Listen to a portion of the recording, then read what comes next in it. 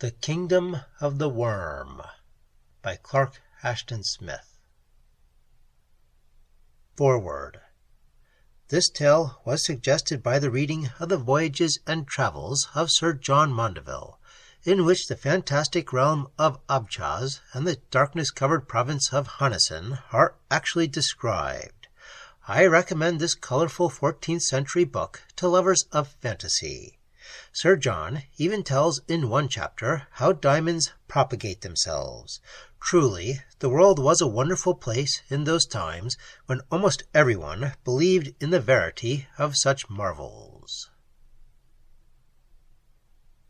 Now, in his journeying, Sir John Mandeville had passed well to one side of that remarkable province in the kingdom of Abchaz, which was called Hanyson. And, unless he was greatly deceived by those of whom he had inquired the way, could deem himself within 2 days' travel of that neighboring realm of Georgia. He had seen the river that flowed out from Hanyson, a land of hostile idolaters, on which there lay the curse of perpetual darkness, and wherein, it was told, the voices of people, the crowing of cocks, and the neighing of horses had sometimes been heard by those who approached its confines. But he had not paused to investigate the verity of these marvels, since the direct route of his journey was through another region. And also Hanyson was a place into which no man, not even the most hardy, would care to enter without need. However, as he pursued his wayfaring with the 2 Armenian Christians who formed his retinue, he began to hear from the inhabitants of that portion of Abchaz the rumor of an equally dreaded domain named Antchar lying before him on the road to Georgia. The tales they told were both vague and frightful, and were of varying import. Some said that this country was a desolation peopled only by the liches of the dead and by loathly phantoms. Others, that it was subject to the ghouls and afrits who devoured the dead and would suffer no living mortal to trespass upon their dominions. And still others spoke of things all too hideous to be described, and of dire necromancies that prevailed even as the might of emperors doth prevail in more usually ordered lands. And the tales agreed only in this, that Antchar had been within mortal memory one of the fairest domains of Abchaz, but had been utterly laid waste by an unknown pestilence, so that its high cities and broad fields were long since abandoned to the desert and to such devils and other creatures as inhabit waste places. And the tellers of the tales agreed in warning Sir John to avoid this region, and to take the road which ran deviously to the north of Antchar, for Antchar was a place into which no man had gone in latter times. The good knight listened gravely to all these, as was his wont, but being a stout Christian, and valorous withal, he would not suffer them to deter him from his purpose. Even when the last inhabited village had been left behind, and he came to the division of the ways, and saw verily that the highway into Antchar had not been trodden by man or beast for generations, he refused to change his intention, but rode forward stoutly, while the Armenians followed with much protest and some trepidation. Howbeit, he was not blind to the sundry disagreeable tokens that began to declare themselves along the way.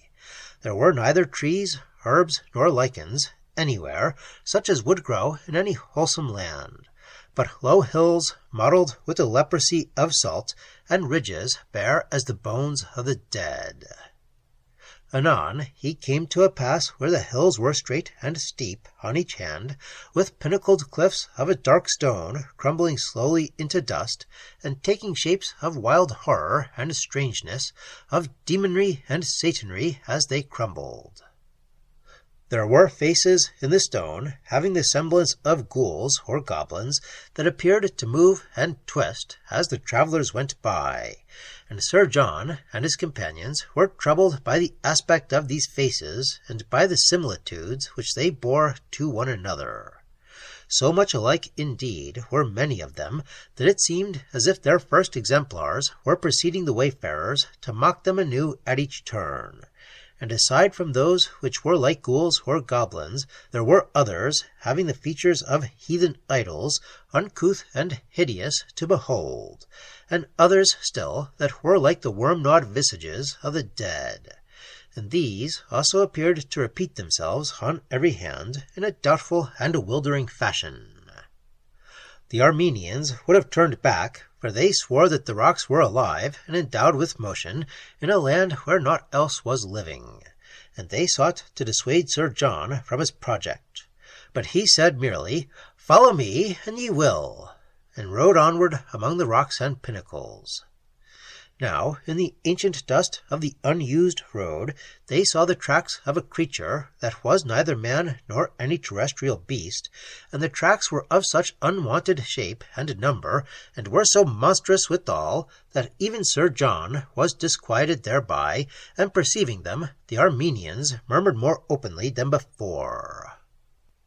And now, as they pursued their way, the pinnacles of the pass grew tall as giants, and were riven into the likeness of mighty limbs and bodies, some of which were headless, and others with heads of Typhoean enormity, and their shadows deepened between the travellers and the sun to more than the umbrage of shadows cast by rocks. And in the darkest depth of the ravine, Sir John and his followers met a solitary jackal, which fled them not in the manner of its kind, but passed them with articulate words, in a voice hollow and sepulchral as that of a demon, bidding them to turn back, since the land before them was an interdicted realm.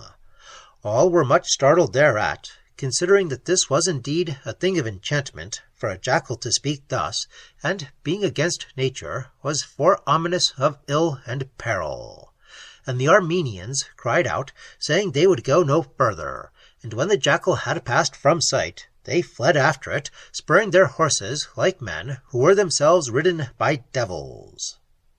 Seeing them thus abandon him, Sir John was somewhat wroth, and also he was perturbed by the warning of the jackal, and he liked not the thought of faring alone into Antchar, but trusting in our Saviour to forfend him against all harmful enchantments and the necromancies of Satan, he rode on among the rocks till he came forth at length from their misshapen shadows, and emerging thus he saw before him a grey plain that was like the ashes of some dead land under extinguished heavens.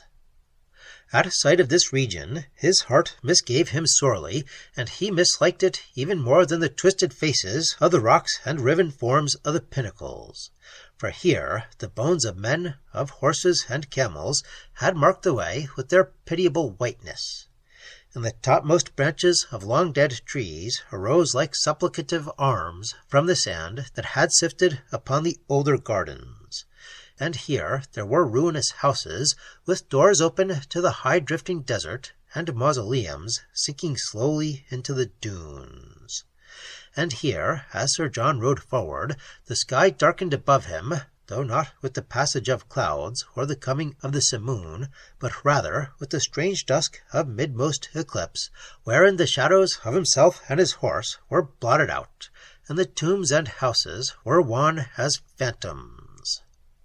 Sir John had not ridden much further when he met a horned viper, or Cerastes, crawling toilsomely away from Antchar in the deep dust of the road.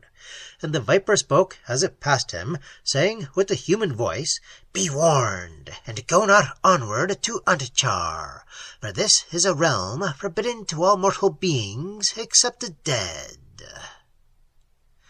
Now did Sir John address himself in prayer to God the Highest, and to Jesus Christ our Saviour, and all the blessed saints, knowing surely that he had arrived in a place that was subject to satanical dominion. And while he prayed, the gloom continued to thicken, till the road before him was half-nighted, and was no longer easy to discern.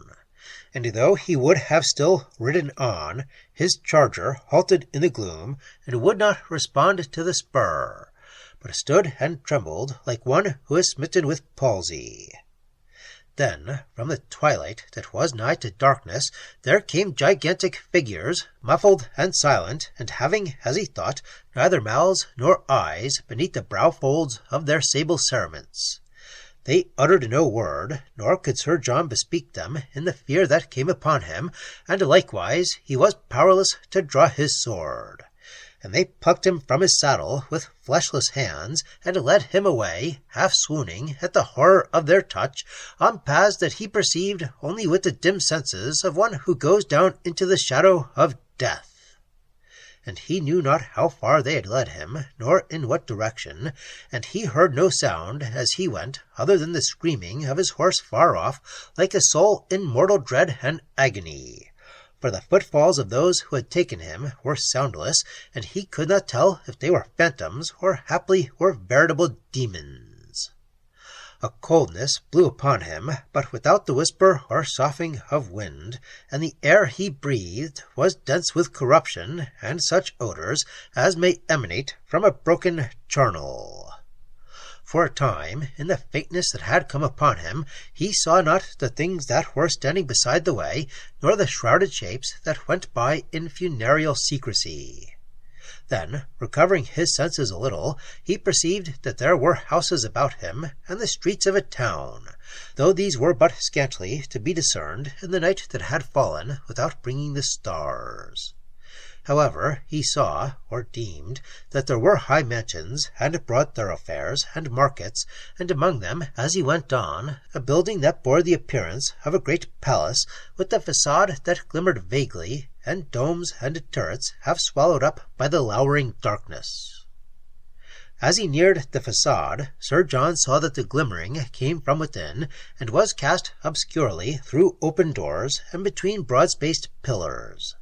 Too feeble was the light for torch or cresset, too dim for any lamp, and Sir John marvelled amid his faintness and terror. But when he had drawn closer still, he saw that the strange gleaming was like the phosphor bred by the putrefaction of a charnel. Beneath the guidance of those who held him helpless, he entered the building. They led him through a stately hall, in whose carven columns and ornate furniture the opulence of kings was manifest. And thence he came into a great audience-room, with a throne of gold and ebony set on a high dais, all of which was illumined by no other light than the glimmering of decay. And the throne was tenanted, not by any human lord or sultan, but a grey, prodigious creature, of height and bulk exceeding those of man, and having in all its overswollen form the exact similitude of a charnel worm. And the worm was alone, and except for the worm and Sir John, and those beings who had brought him thither, the great chamber was empty as a mausoleum of old days, whose occupants were long since consumed by corruption.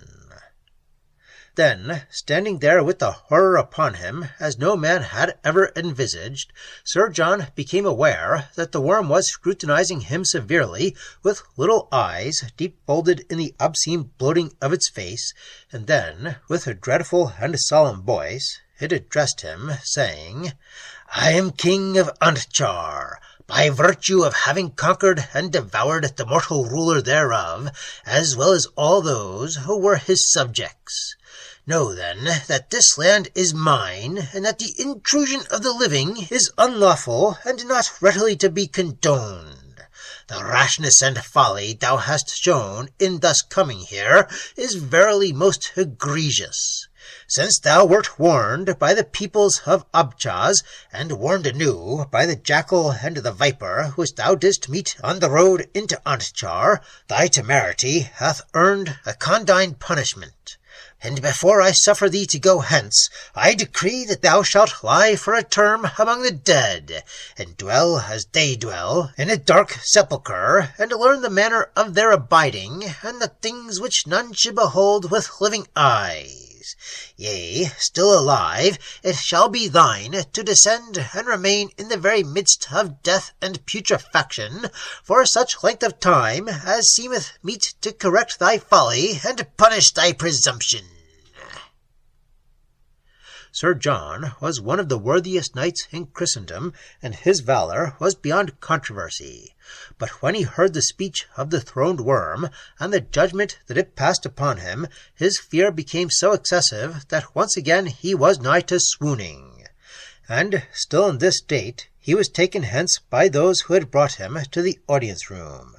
and somewhere in the outer darkness, in a place of tombs and graves and cenotaphs beyond the dim town, he was flung into a deep sepulchre of stone, and the brazen door of the sepulchre was closed upon him.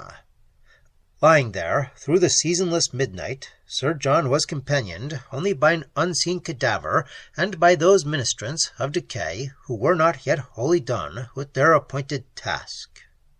Himself as one half dead, in the sore extremity of his horror and loathing, he could not tell if it were day or night in Antchar,